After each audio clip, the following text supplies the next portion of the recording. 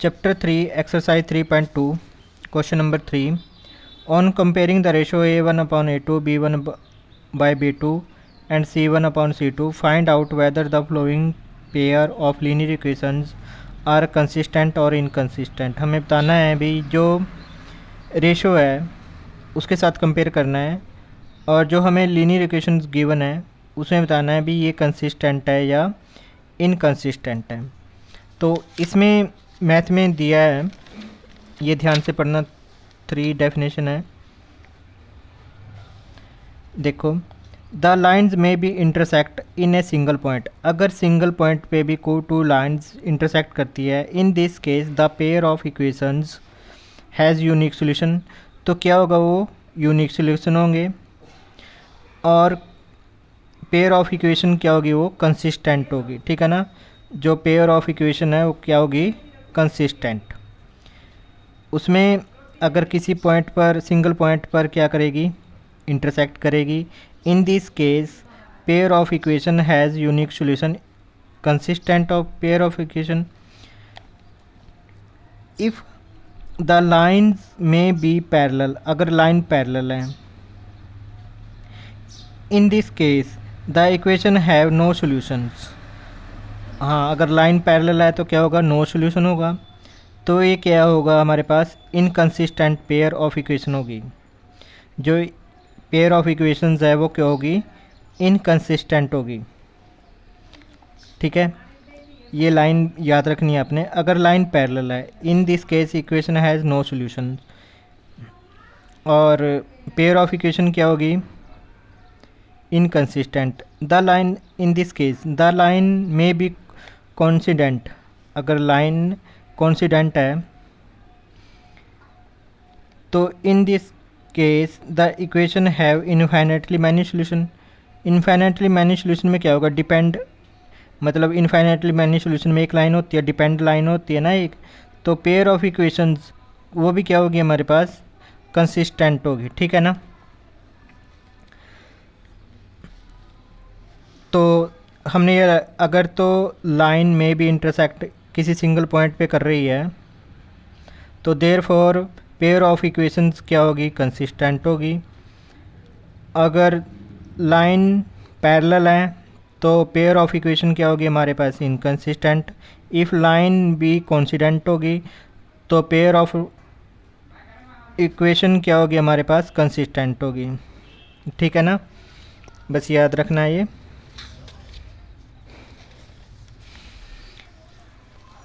और इंटरसेक्ट, जब इंटरसेक्ट करती है तो फर्स्ट 2 रेशो इक्वल होती है। जब पैरेलल होती हैं फर्स्ट 2 रेशो इक्वल और third does not equal to. और जब कोइंसिडेंट होती है तब क्या होती है, 3 रेशो क्या होती है, इक्वल होती हैं, इनफाइनेटली मैनी सोल्यूशन होते हैं।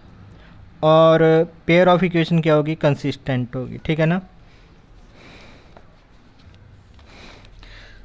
तो हमने करना है इसमें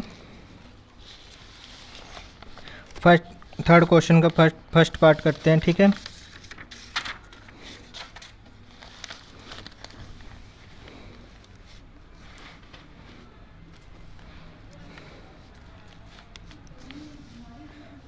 एक्सरसाइज 3.2 क्वेश्चन नंबर 3 का फर्स्ट पार्ट। ठीक है, 3 का फर्स्ट पार्ट क्या है अपने पास, 3x + 2y = 5। और सेकंड इक्वेशन क्या है अपने पास, 2x - 3y = 7। इसको हम जनरल फॉर्म में देख लेते हैं क्या है लीनियर इक्वेशन की, x + by + c = 0। ये जनरल फॉर्म है लीनियर इक्वेशन की। तो हमने इस फॉर्म में लिखना है, तो हमारे पास इक्वल में इसको हम इस साइड लेके आएंगे। 3x + 2y - 5 = 0। इसको भी लिख लेंगे हम 2x - 3y - 7 = 0। इसमें क्या करना है, a1 = देखो कोफिशेंट, ये फर्स्ट इक्वेशन है, हमने फर्स्ट लिखना है इसको, a फर्स्ट, b फर्स्ट और c फर्स्ट, मतलब a1 b1 और c1। ये सेकंड है तो हम उसमें ए सेकंड मतलब A2, बी सेकंड मतलब B2 और सी सेकंड मतलब C2 ये लिखना है। कोफिशेंट लिखना है हमने हर एक का, और ये कांस्टेंट है, कांस्टेंट पूरा लिखना है। तो A1 is equal to coefficient of x is equal to 3, B1 is equal to कितना आ जाएगा अपने पास 2, and C1 is equal to sign minus का है तो माइनस भी आएगा, और कांस्टेंट 5 आ जाएगा। ठीक है, अब यहाँ पे आ जाएगा A2 is equal to 2 coefficient of x, second equation है, and B2 is equal to -3, C2 is equal to कितना आ जाएगा -7। ठीक है, तो अब लिखना है हमने according to the question.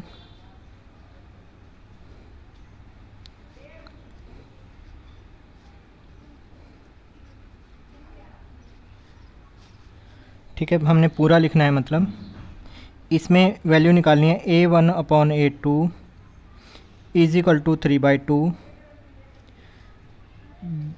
B1 upon B2 is equal to 2/-3, C1 upon C2 is equal to -5 upon -7। ठीक है, माइनस के साथ माइनस काट देंगे और इसको ठीक लिखना है।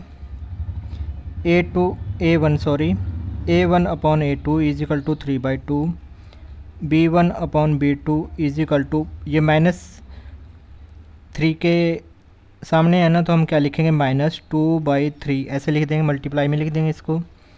C1 upon C2 is equal to 5/7। हम क्या लेते हैं, फर्स्ट लिख लेते हैं, जो रेशो है उसको कंपेयर करना है। ठीक है ना, तो हम क्या लिखेंगे यहाँ पे A1 अपॉन A2, फर्स्ट 2 ले लेते हैं, B1 अपॉन B2। ठीक है, A1 अपॉन A2 की वैल्यू कितनी है 3/2 इज इक्वल टू माइनस इसकी कितनी वैल्यू है -2/3। क्या ये इसके इक्वल नहीं है, तो ये भी इक्वल नहीं होगा। ठीक है ना, तो हम क्या लिखेंगे, ये रिज़ल्ट है अपने पास, रिज़ल्ट को हम बॉक्स में लिख लेते हैं। अगर ये आ जाता है अपने पास तो हम क्या लिखेंगे इसमें, हमने आपको बताया था कि if lines are intersect in a single point, मतलब यूनिक सॉल्यूशन है ना।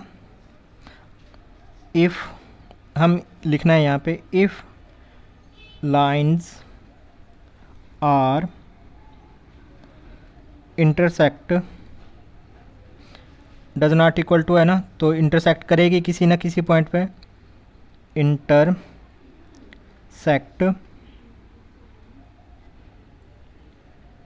इन a single point,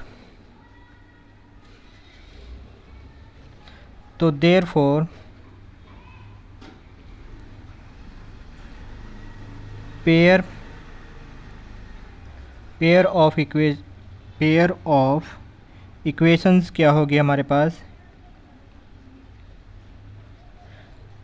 pair of equations क्या होगी, हमने बताया था आपको, अगर लाइन किसी सिंगल पॉइंट पे या किसी भी पॉइंट पर इंटरसेक्ट कर रही है तो पेयर ऑफ इक्वेशन क्या होगी, कंसिस्टेंट। ये आपने याद रखना है, ये लाइंस भाई, if lines are intersect in a single point, तब क्या करेंगी, पेयर ऑफ इक्वेशन क्या करेंगी, कंसिस्ट करेंगी। ठीक है, यही था इसमें। अब आ जाता है अपने पास सेकंड क्वेश्चन, इसका second part. 2x - 3y is equal to 8, 4x - 6y is equal to 9, 2x - 3y is equal to 8, 4x - 6y is equal to 9। इसमें यहाँ पे देखो 2x - 3y - 8 is equal to 0, इसको 0 के इक्वल लिख देते हैं। जनरल फॉर्म है ना अपने पास, ax + by + c is equal to 0। ठीक है ना, तो इसको भी लिख लेते हैं, 4x - 6y -9 is equal to 0। ठीक है, यहाँ पे क्या निकालना है, a1 a2 लिख लेते हैं। कोफिशेंट ऑफ x 2 है और coefficient y b1 is equal to -3, c1 is equal to -8। Same लिख देते हैं a2 is equal to 4, b2 is equal to -6 and c2 is equal to -9। तो अकॉर्डिंग टू द क्वेश्चन यहाँ पे पूरा लिख लेना आपने, अकॉर्डिंग टू द क्वेश्चन। ठीक है, तो हम क्या लिखेंगे यहाँ पे, a1/a2 इज इक्वल टू कितना है, 2/4, b1/b2 is equal to -3 minus का 6, c1/c2 is equal to -8/-9, minus के साथ माइनस, 3 1 जा 3, 3 2 जा 6, 2 1 जा 2, 2 2 जा 4, a1/a2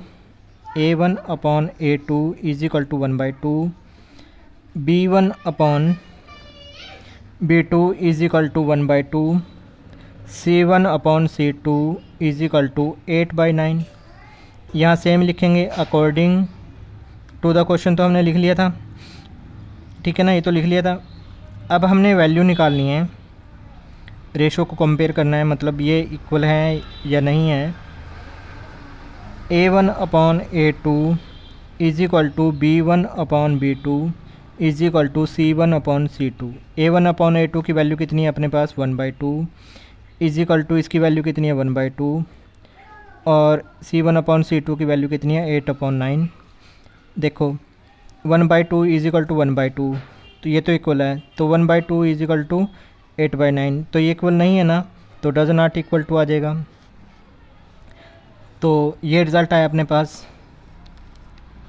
ठीक है, तो इसमें इस केस में क्या होगा, इन दिस केस क्या लिखेंगे, लाइंस पैरेलल हैं, तो अगर लाइन पैरेलल है तो क्या लिखेंगे, इफ़ लाइंस आर पैरेलल। ठीक है ना, लाइन पैरेलल है तो क्या होगा, therefore pair of equations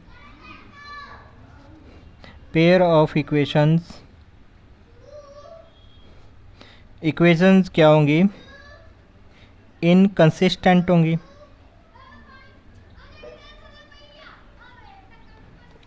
ठीक है, पेयर ऑफ इक्वेशंस क्या होंगी, इनकंसिस्टेंट होंगी। ठीक है ना, अगर लाइन क्या है, पैरेलल है। पेयर ऑफ लाइंस क्या होंगी, इनकंसिस्टेंट। तो इस केस में ये आ गया अपने पास। अब आ जाता है अपने पास थर्ड क्वेश्चन।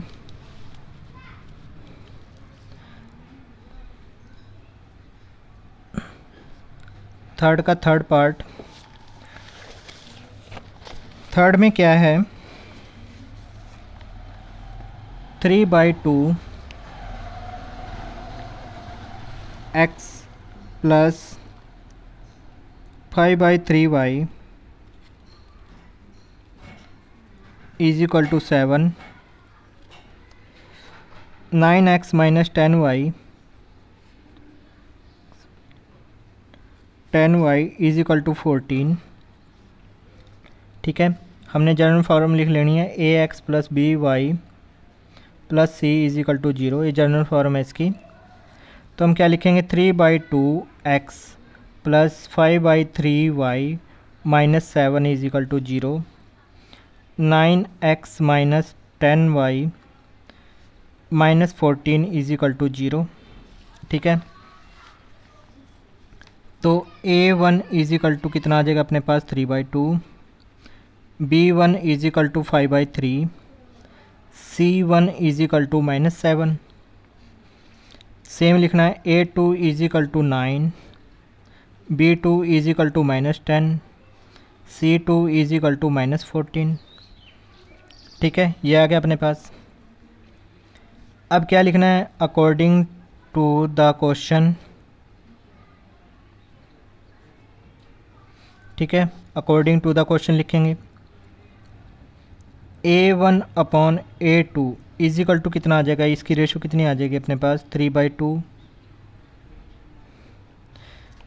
A/2 है तो हम इसको अलग अलग भी लिख सकते हैं ना, A1/1 इंटू 1/A2, तो हम क्या लिखेंगे इसको 1/9 लिख देंगे, ठीक है ना। सेम लिखना है B1/B2 is equal to 5/3 into 1/-10।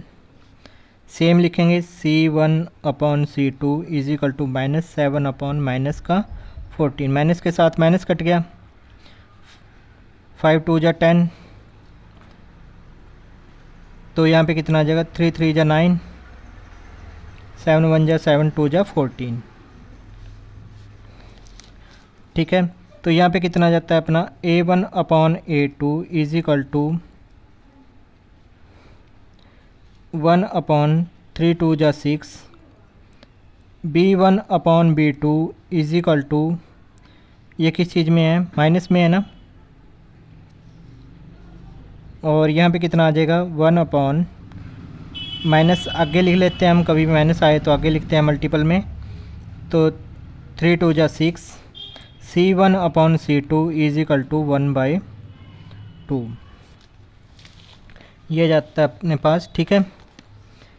A1/A2 is equal to 1/6 और ये माइनस का 1/6 और ये कितना आ जाता है 1/2। तो हम रेशो को कंपेयर करना है, A1/A2 is equal to B1/B2। पहले हम 2 को कंपेयर कर लेते हैं क्योंकि यहाँ पे लग रहा है कि डिफरेंट है दोनों। 1/6 इक्वल टू -1/6, तो यहाँ पे माइनस का फ़र्क है ना, पर है तो डिफरेंट है, मतलब अगर डिफरेंट है तो डज नॉट इक्वल टू है, तो ये केस आ जाता है अपने पास। अगर इस केस में क्या है, इस केस में क्या है अपने पास,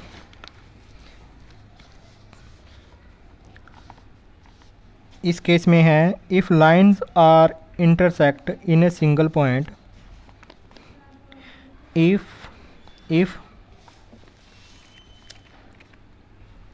lines are intersect in a single point,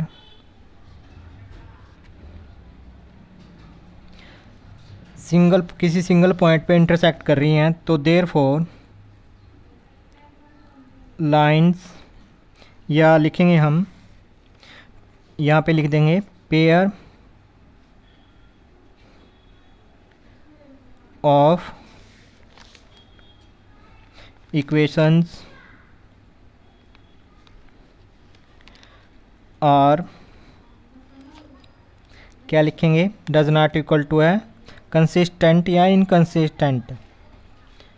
अगर first 2 ratio does not equal to हैं और सिंगल पॉइंट पे इंटरसेक्ट कर रही हैं तो क्या होगा, वो कंसिस्टेंट।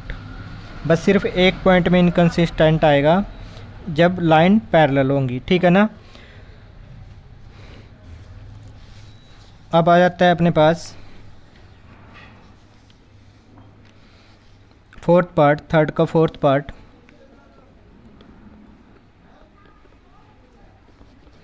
इसमें क्या है अपने पास, इक्वेशंस गिवन है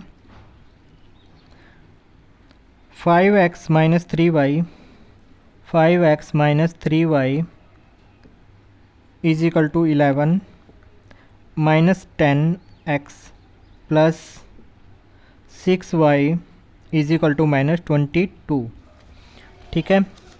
अब हम इसको जनरल फॉर्म लिख लेते हैं इसकी, x + by + c is equal to 0, ये इसकी जनरल फॉर्म है।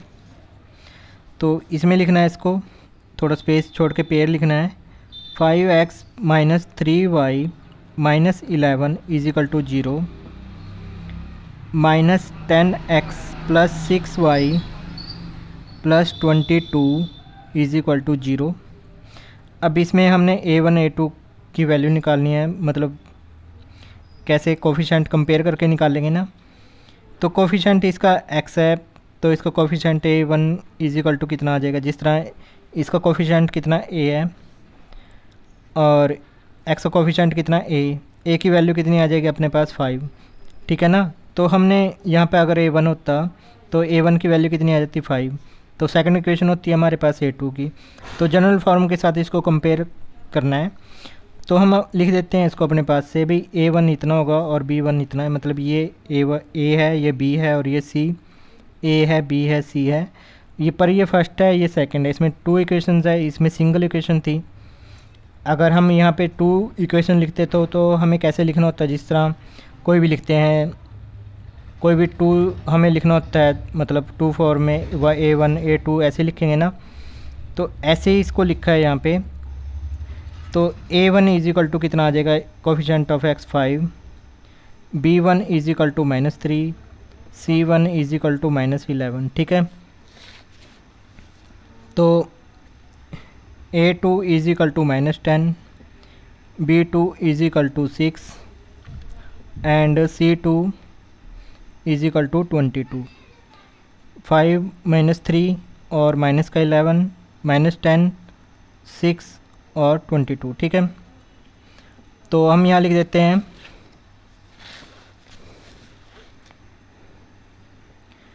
According to the question,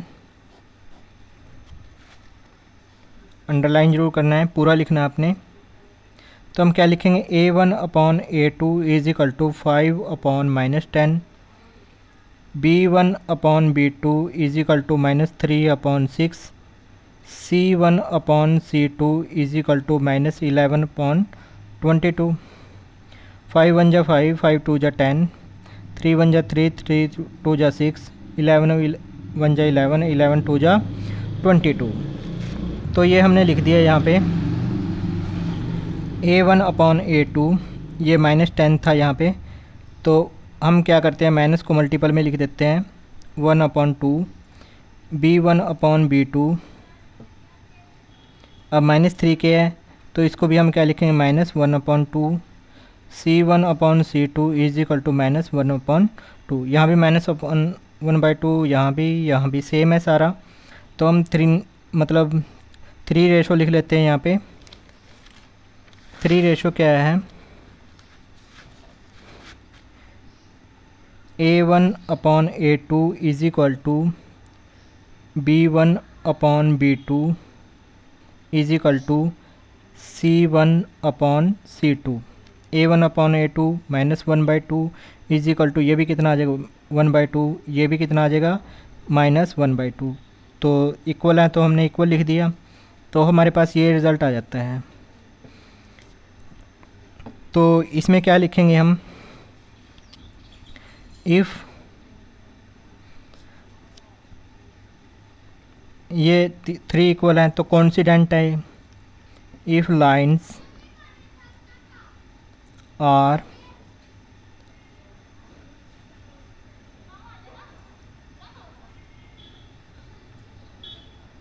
coincident, तो देयरफॉर पेयर ऑफ इक्वेशंस क्या आ जाएंगी हमारे पास, इफ़ लाइन्स आर, ये लिखना है हमने, if lines are coincident therefore pair of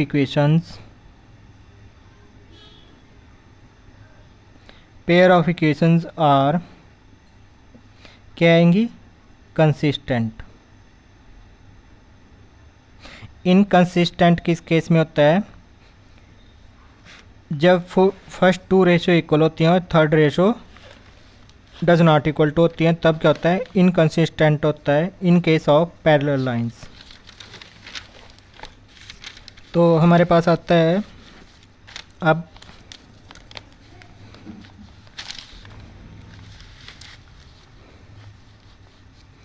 question number 3 का फिफ्थ पार्ट है अपने पास 4/3 x + 2y is equal to 8। यहाँ पे आ जाता है अपने पास 2x + 3y is equal to 12, ठीक है। इसको हम general form a x plus b y plus c is equal to 0 ये आ जाता है अपने पास। ठीक है, तो हम क्या लिखेंगे इसमें 4/3 x plus 2y minus 8 is equal to 0, 2x plus 3y plus में है ना सारा, हाँ जी प्लस में है, तो माइनस 12 इज इक्वल टू 0। ठीक है, यहाँ पे हम लिख लेते हैं a1 is equal to 4/3, b1 is equal to 2, c1 is equal to minus 8, a2 is equal to 2, b2 is equal to 3 and c2 is equal to minus 12। तो हम लिखेंगे यहाँ अकॉर्डिंग टू द क्वेश्चन, तो इसमें कितना आ जाएगा अपने पास a1 upon a2 is equal to 4/3 into 1/2। ठीक है, a2 डिवाइड में है तो हमने डिवाइड लिख लिया, 1 के डिवाइड लिख लिया। b1 upon b2 is equal to कितना आ जाएगा 2/3। ठीक है, 3 है। c1 upon c2 is equal to minus 8/-12, minus के साथ माइनस, 4 2 जा 8, 4 3 जा 12, ये 2/3 है, 2 1 जा 2, 2 2 जा 4, तो a1 upon a2 is equal to 2/3, b1 upon b2 is equal to 2/3, c1 upon c2 is equal to 2/3। ये आ गया अपने पास। इन दिस केस हम रेशो को कंपेयर करेंगे तो कितना आएगा अपने पास, यहाँ पे 2/3 2/3 2/3, तो a1 upon a2 is equal to b1 upon b2 is equal to c1 upon c2, इसकी वैल्यू कितनी है अपने पास 2/3 is equal to 2/3 is equal to 2/3। ये आ गया अपने पास। ये हमने मतलब पिछला क्वेश्चन भी यही था। तो इसमें क्या लिखना है हमने, इसमें लिखना है, अगर हमारे पास ये आ जाता है the lines if the lines coincident,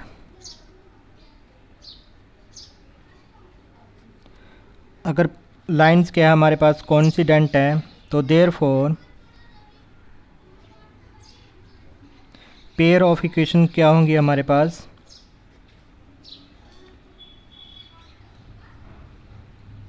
pair of equations क्या होंगी अपने पास,